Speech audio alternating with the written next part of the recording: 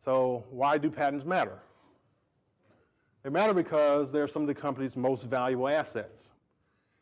I can use a patent to not only protect my own items, but I can also sell that patent to someone else. And I can also license that patent and get revenue off of that particular patent for 20 years. So there's some studies have been done a lot of the times, just off intellectual property alone, about 78% of a company's value is based on their intellectual property. That's pretty big when you think about the fact that you may also manufacture products and have the tooling to make those products. So patents build brand awareness and loyalty among customers, because if you're the only one that can do this for a particular period of time, you can only do it that way, then customers that like that particular function or whatever, they can come back. They'll come back to your products all the time. It also helps you legally protect those goods and the services sold by your company and the technology and know-how used to produce those.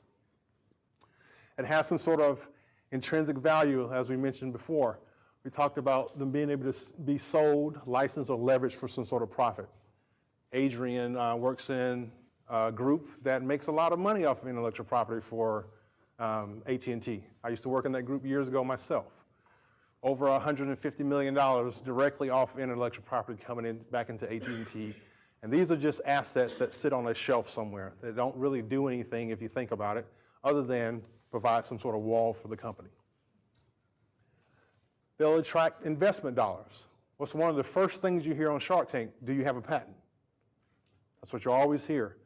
Now, as a patent attorney, I know that doesn't mean a whole lot because the patent may not be worth the paper it's written on, but for them, a lot of the times, if you have a patent, they're going to invest in your product, right? It's going to give you some sort of competitive edge. If I'm the only one that can do this great feature, do this great thing, then that's going to provide a competitive edge for me. If you think about the fact that Apple and Samsung were in a big patent battle years ago over how you swipe on an Apple phone, the two-finger swipe and all that stuff. Millions and millions of dollars that were recovered from that. It can be used defensively or offensively. One of the things, the reason why you don't hear a lot of patent suits against, say, for a company like AT&T, is the fact that they have 10,000, 11,000 patents. Once you get into a patent battle with a company like that, then the probability is if I'm working in the same space, they already have something that covers mine, right? My products too.